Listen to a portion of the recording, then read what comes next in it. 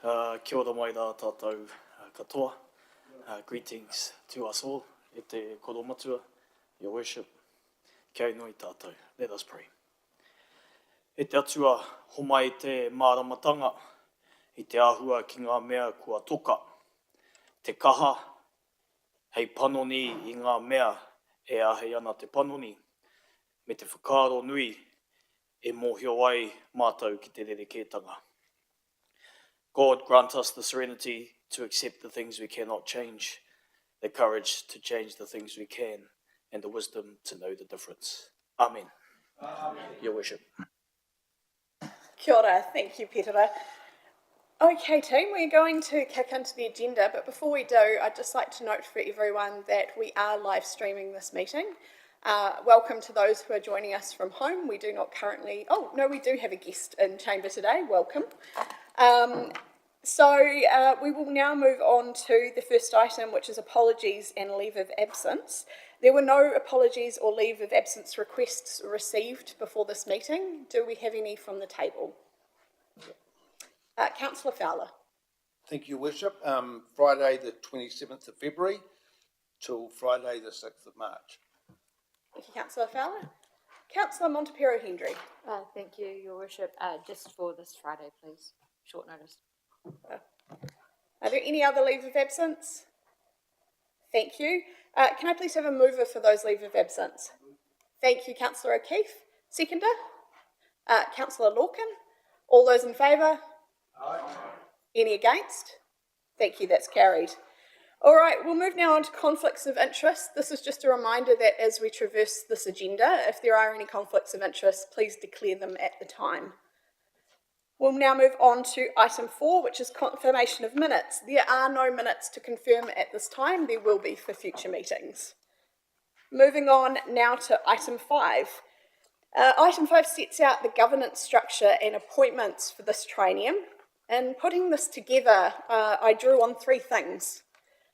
The feedback each of you shared during our one-on-ones, what worked well and what didn't last triennium, as fed to us from the previous council, and what our community told us they wanted, which was clearer structures and efficient decision-making structures. The result is a streamlined framework outlined in your papers that brings most work through whole of council committees with only 2 specialist subcommittees. It's designed to support good decision-making, especially with 7 new elected members sitting around our table, and to make processes easier for the public to follow. And as with any triennium, we may make adjustments as we proceed through the next 3 years, and the structure continues to evolve, just to make sure that it functions well and meets the needs of both council and the community. That's the intent behind the structure that is in your papers today. And councillors, there is one amendment I would like to note on this particular paper, which is the appointments to the Takotanoa Māori Standing Committee. There was an error where Councillor Lorcan was listed instead of Councillor O'Keefe, so that change will be noted in the final schedule of appointments. I'll now hand over to Mr. Cameron to take us through the paper.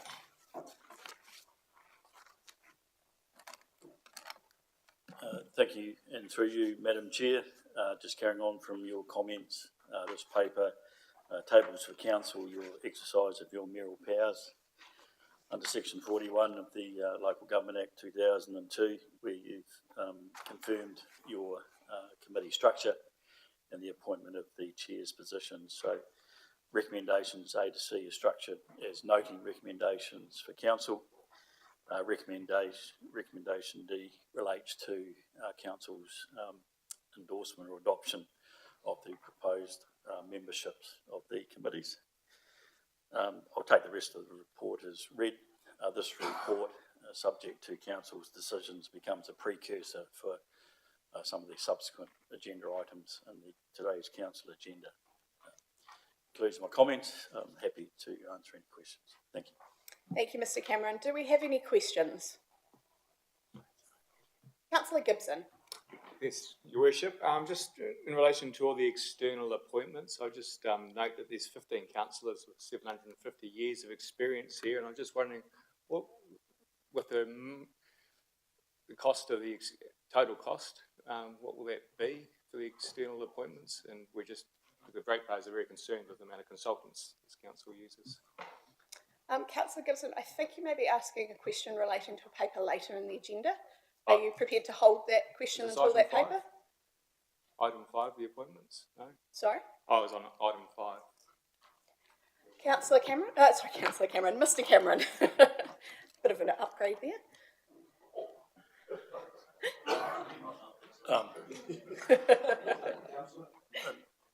Correct me if I'm wrong, Councillor Gibson, you're asking about the remuneration costs of the external appointments. Yeah, it was just, I guess that was in relation to all the external appointments for all the chair positions. So there's a paper later in the agenda which recommends council adopt remunerations for the positions. Should council adopt that paper, off the top of my head, the recommendation or remuneration for chairs is circa $18,000. So if you resolve to appoint 3 chair positions and you resolve to remunerate them at that level, I would say your remuneration costs would be circa $55,000 a year for those chairs. Right, do we have any other questions? Councillor Watkins. Thank you, Worship. If there's no further questions, I'm happy to move the recommendations. Thank you, Councillor Watkins. Do I have a seconder? Thank you, Councillor Jessup. All right, I'll put the motion which is on page 8 if there are no further questions or debate. No, great. So all those in favour? Any against? Thank you, that's carried. Okay, we'll now move on to item 6. So this is the appointment to external organisations. Much of the work as elected members happens in Chamber, yes, but also in the community through the relationships that we hold across the district and in the organisations that we have appointments to. These appointments are really vital because they connect our council direct to the community and ensure that we are constantly hearing from the community what their needs are. We have appointments from business associations and arts groups through to flood resilience, economic development and regional transport committees. For this term, appointments have been aligned as closely as possible with elected members' interests, their experience and feedback that we've received from the community in terms of what they're looking for in terms of representation. These roles are a very important part of our mahi and they do evolve as the triennium progresses, so I expect to bring back a few extra appointments as we traverse through the next 3 years. They ensure that we remain connected, we remain informed and we are actively contributing to partnerships with community groups throughout Hastings Heretatonga. The paper sets out the recommended appointments for adoption, but before I open for questions and hand over to Mr Cameron again, I would also like to note another typo. Page 16 of the report, it should read Councillor O'Keefe as the Community Liaison Group Representative for the Hawke's Bay Prison. Apologies, Councillor O'Keefe, for that error. So I'll now hand over to Mr Cameron.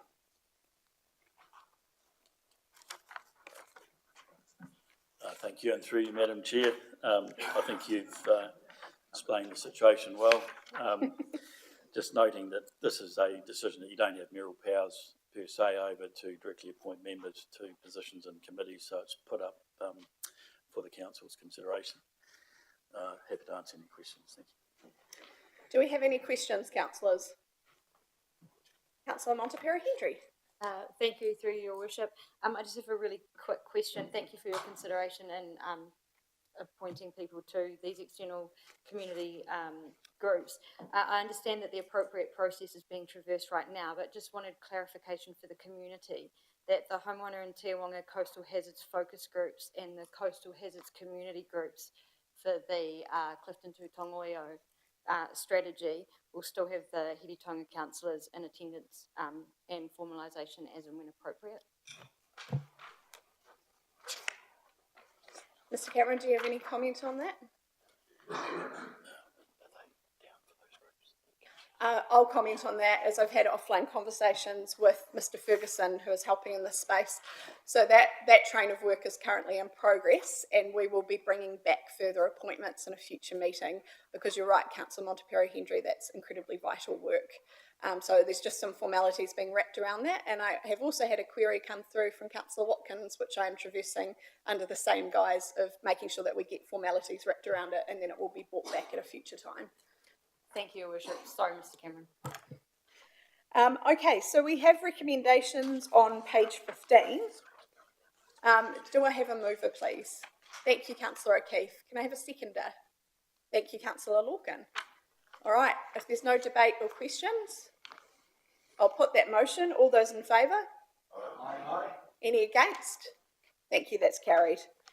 And congratulations to everyone on their various appointments. The community is looking forward to bending your ear and working closely with you.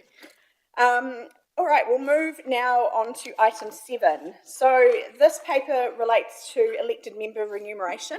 And just for clarity, remuneration levels, including mine as mayor, are set independently by the Remuneration Authority, and this council does not choose the quantum of the overall pool. What this council does do is decides how to allocate that pool. And I've made recommendations in this paper based on the appointments that have been made and the level of work and delegated authority related to each appointment. So, Mr. Cameron, do you have anything to add?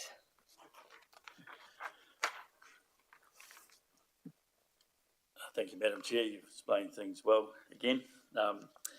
So yes, you're quite correct. The Remuneration Authority allocates a gross pool of funds for remuneration of the elected members. That pool has to be fully allocated. The only stipulation at present is the minimum amount that an elected member can be remunerated, which is $56,842. The table that's represented in the recommendations is the high duties allowances for the roles carrying those extra duties. That table represents a full allocation of the pool. Subject to council's resolution, we then have to make an application or put an application to the Remuneration Authority. They'll consider it and then make the final approval, which is then gazetted, and that becomes the remuneration structure of council. So that's our only comments you'll see in the discussion section in reference to your options, is that you've met your requirements and that the pool is fully allocated and all elected members, subject to your resolution, would be remunerated above the minimum. Thank you, Madam Chair. Thank you, Mr. Cameron. Do we have any questions? No? In which case, can I have a mover? Thank you, Councillor Milne, and seconded by Councillor O'Keefe. Thank you. Is there any debate? No? Okay, in which case I'll put the motion, which is on page 20. All those in favour? Aye. Any against? Thank you, that's carried. Okay, moving on now to item 8, which is remuneration of external appointments. This relates to confirming the fees for external members who will serve on several of our committees this triennium. As many of you already know, those of you who are returning councillors, external members have been part of the Hastings District Council Committee's structure for many, many years. They sit on multiple committees where specialist knowledge or independent expertise strengthens our decision making, and the remuneration for external members is standard practice across New Zealand. It reflects the professional time, preparation, and accountability that these roles require. The rates proposed in the paper align with the Remuneration Authority's recommended settings, and today's decision is simply about confirming those rates so expectations are clear, consistent, and transparent. Mr. Cameron, do you have anything to add?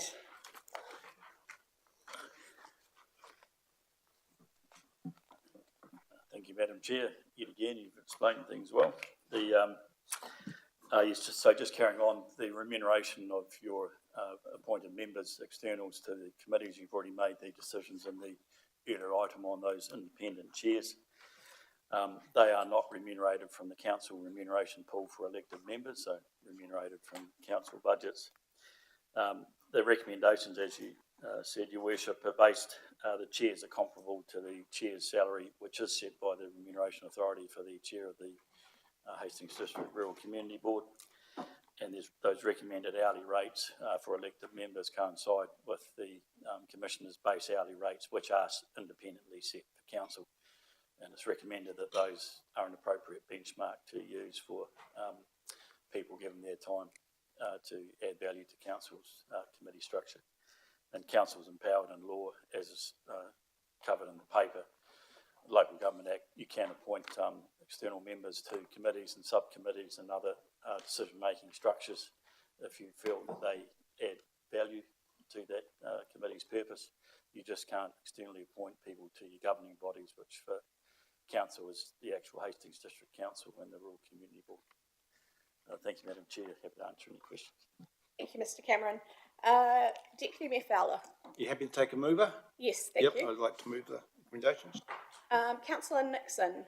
Yeah, just thank you. I just wondered if the rates included travel time, or is there some other allowance? I might have missed it in the agenda item. Mr Cameron, would you mind highlighting the section of the report that speaks to that? Thank you, Madam Chair. I know it's in the report, I just can't remember the actual section, but it's recommended that they are remunerated at the same rates as specified in your policy on expenses, which is, presuming you adopt it, it's a later agenda item in the paper, they would be remunerated the same way. Yes, correct. And recommendation B, it refers to that, and our next paper, I believe, is actually addressing the rates, but thank you for asking that for clarity. I currently have a mover of the recommendations. Can I have a seconder? Thank you, Councillor Radcliffe. Okay, are there any other questions? Any debate? Councillor Lorcan. Just quickly, with the numbers listed here, are they set in stone or are they up for debate? I just wonder where the numbers came from for the different standing committees and committees, the number of externals. Mr Cameron?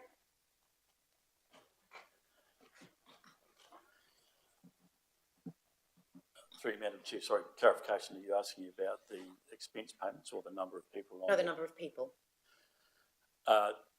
Probably it's how we've evolved the recommended committee structure, and that's for you to consider in the adoption of the register of delegations, which is a future item on the agenda. So that's come in the development of your recommended committee structures and based on feedback from Your Worship.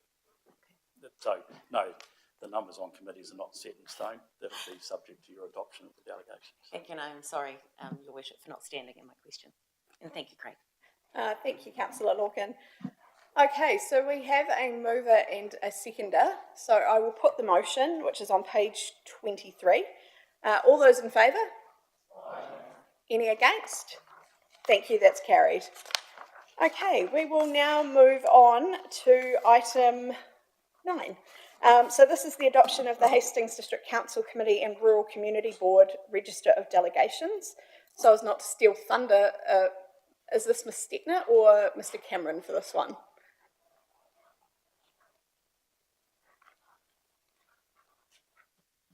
Thank you, Madam Chair. The team's put a lot of work into these delegations over the last few weeks. If you found the standing orders an exciting read, I'd highly recommend the council delegations as a follow-up sequel. So the delegations give effect to your committee structure that you've already adopted. The basic structure of your delegations is it gives fields of activity that you want the committee or subcommittee to focus on, and then it'll specify the membership, what constitutes a quorum, and any particular delegated powers that you may give to that committee. So the front of your delegations is a narrative on what we feel is good quality governance and the principle of delegation. Fundamentally, you've got two choices as council. You can operate as a centrist structure and convene the council for consideration of everything. The basic principle of delegation is that if you feel there's a more efficient way of delegating the consideration, perhaps lower level tasks, and free up all of council time for more strategic matters, that's the underlying principle of delegation, is for the efficient running of the governance structure of council. Happy to Thank answer you, any Mr. questions. Any questions, councillors? No? Okay, well, we have recommendations on page 29. Can I please have a mover? Thank you, Deputy Mayor Fowler. Seconder? Thank you, Councillor Teo Skipworth. If there's no more questions or debate, I'll put those recommendations. All those in favour? Aye. Any against? Thank you, that's carried. Okay, we move now on to item 10, which is the elected members' expenses and allowance policy. And I again will hand over to Ms. Stettner. Thank you, Madam Chair. I'll take the report as read. This is the expenses and allowances policy, which is based on the guidance from the Remuneration Authority around these aspects, and so it is in line with that. The new, I guess, item that has been added since the last time this was looked at was the Home Security System allowance, which was included in the last Remuneration Authority determination. So we've included that in the policy, so it continues to be up to date. Happy to take any questions. Before I move on to questions, I think it's worth noting as well that adopting the policy does not mean we necessarily have to claim it. It is for elected members to decide, and there is set criteria within the attachments, so it's just worth bearing in mind. I'll come now to Councillor Nixon. Thank you, Your Worship. Yeah, I'm just interested to know, because I couldn't find it in there, the exact process of determining whether such expenditure is appropriate and necessary. I don't disagree with the amount the sort of security system costs, but how do we make sure we are doing something that's logical? Good question, thank you, Councillor Nixon. Ms. Stettner. Sure. Through you, Madam Chair. So in terms of the Home Security System allowance, I think you're referring to, it isn't automatic, so it will be, you will apply for it, but we would have to apply like a risk, an assessment of risk around that. So, and then that is at the discretion of council. Could I just ask a supplementary Yes, question? Councillor Nixon. Along the same lines. So before we approve it, does the councillor affected have to get a quotation, go through a formal process? I mean, it just seemed a little bit sort of loose, if I can put it that way, compared to most things we spend. Ms. Stettner. Thank you, Madam Chair. Thank you, Councillor Nixon. But we'll probably need to do some work around the processes around the forms that you have, like with mileage and all the rest of it, to have those things. But yeah, quotes and actual costs would be part of that. And if I look at other allowances that are available to elected members, there is robust processes around those. So if council is of a mind to adopt the policy, I expect our democratic support team will get on that straight away. I assume that too. That's fine. Thank you. Councillor Gibson. I just find this quite surprising. I think we live in a very safe city. Having knocked on 20,000 doors, I never felt unsafe once, and I don't understand why we need this, cost of living crisis. Why would it add another bill to ratepayers? So that's your view you're putting out there, Councillor I guess Gibson? it's my view, and the question is why are we out of line in Napier City Council when it comes to childcare? I think they're $2,000, and we're now going up from 6 to 7.5. Just seems a little. Not that I think there's too much issues for childcare in this building, but. So is that a question for the officers you'd like answered? Yeah, why is it out of step? Ms. Stettner. Thank you. Through you, Madam Chair. My understanding is that we've set the limits in accordance with the Remuneration Authority, and the limits that they've set we've been following. I'd have to double check what other councils are doing. They may have a different view on that and how they apply it. And again, to reassure you, Councillor Gibson, that childcare policy has been in place for virtually my entire time on council, and whilst I had children that qualified for it, I never claimed it because in my personal situation it was not a requirement. The Remuneration Authority has made these allowances available to elected members so that we don't preclude members of the public from sitting around this table who may be elected by a community but have barriers that would prevent them participating. So I think in that spirit, I personally remain supportive of the child allowance. And from a security perspective, I respect that your personal experience is one of feeling safe. As a female elected member, I have found myself in situations where I do not. That is in a small amount. The vast majority of the community is very welcoming and positive, but it is fair to say there is data that supports the Remuneration Authority's position of bringing this forward.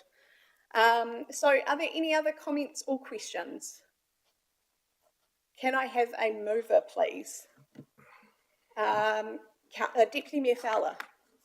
Thank you for moving. And I think Councillor Nixon was seconding there. All right, Councillor Milmine, thank you for seconding. So look, I will put those recommendations, which I believe are on page 33. All those in favour? Any against? Abstaining, Councillor Gibson? Thank you, and we can record that. Excellent. All right, thank you. That's carried. So moving on now to item 11, which is a request to transfer ownership of the Chester Hope Road Riverbank Reserve. As our officers make their way up to the front, this is a fascinating opportunity for this council to play a proactive part in flood protection. So I will now hand over to the team.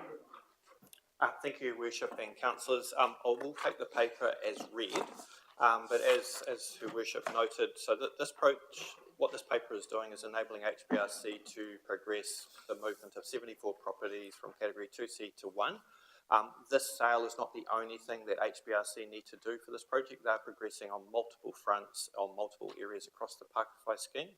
I have organised, we just need to set a date in the new year where Mr Casely, Andrew Casely from HBRC will come and talk to the new council around all the different projects across the flood control, so he'd be able to talk to the details of those projects. Importantly for this paper is working with HBRC, Mr Hosford, and working with them is progress two different ways that land transfer can happen, and you'll see in the recommendation there's a preferred method but a backup. And fundamentally importantly, all costs for doing this work in land transfer will sit on the HBRC project, which is funded from government. And HBRC are on a really tight time frame, otherwise the government money will also expire to progress the work for the community.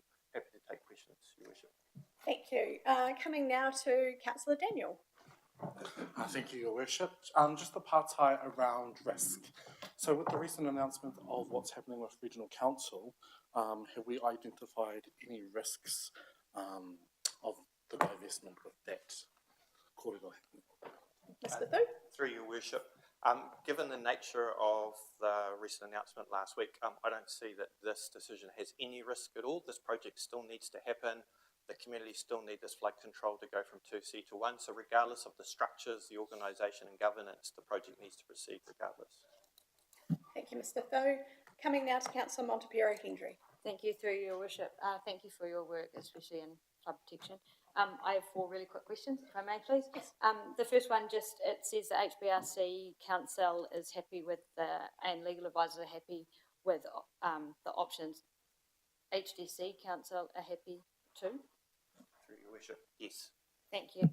Next question really quickly. If option C was to go ahead with an easement, who will be liable or obligated to maintain the areas and repairs if it was breached? I just note that on 4.11 on page 40, we have not been maintaining that historically. Excellent question. Through Your Worship, that would be covered in the easement, which would be HBRC. Thank you, Mr. Thu. Two more, bear with me. Will HBRC pay the valued dollar figure to HDC, or will it be divested at no cost either way? Through you, Your Worship. The intention would be it would be at no cost, or $1 if demanded. I think officers believe the net benefit to the Pakowhai community and our ratepayers is at a value of only $2,500, and they're paying all the legal fees, which will be way in advance of that.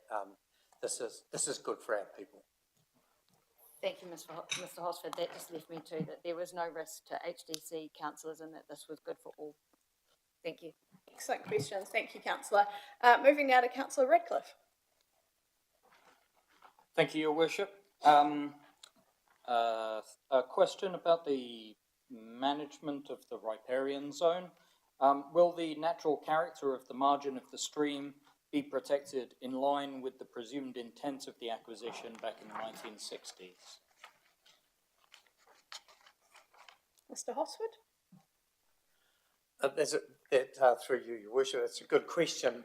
There will be a change by virtue of the fact that the topography will change to become a stop bank. But in terms of its natural values, its other natural values, it'll be grassed, which it is primarily at the moment, where it falls down into the stream. So you'd have to say there will be a change, but it wouldn't be a marked change from what is there already, apart from the height and the fact that a stop bank needs to protect the surrounding land. Any further questions, Councillor Ratcliffe? No, thank you. Thank you. Are there any other questions from other elected members? No.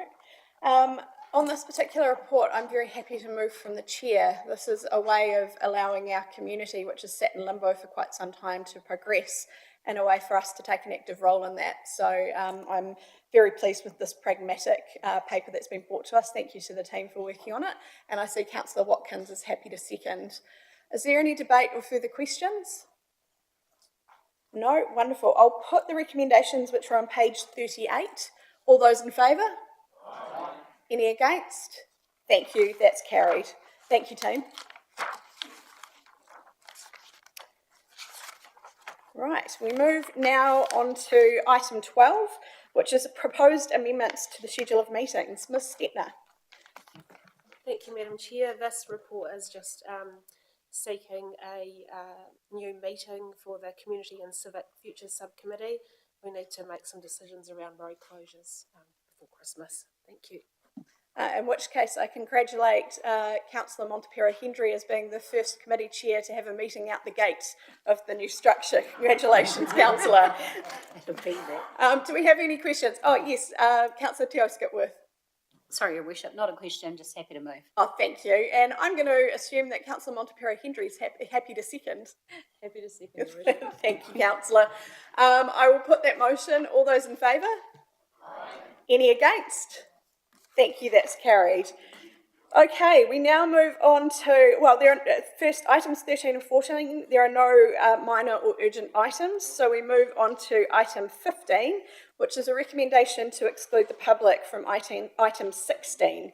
I will now refer to Mr Cameron so that he can take us through the reasons why. Thank you, Madam Chair. There's one agenda item today recommended to be heard in public exclusion. The agenda item includes the private information of the individual which Council will be deliberating on.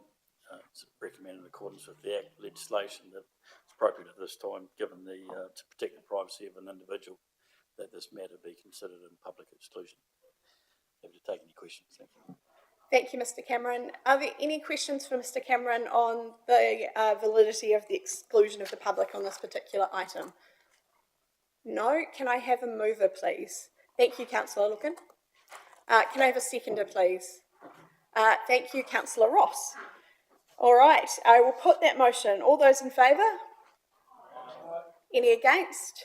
Thank you, that's carried. Before we cease our live streaming, I'd just like to thank the community for joining us, and I would also like to thank all of the council and congratulate you all on your appointments. The mahi really starts now. We all know what we're off to do, and I know our community is looking forward to connecting with every single one of us. Thank you all for your participation in building this new governance structure, and I look forward to seeing it be transparent, efficient, and hardworking for our community. Thank you all.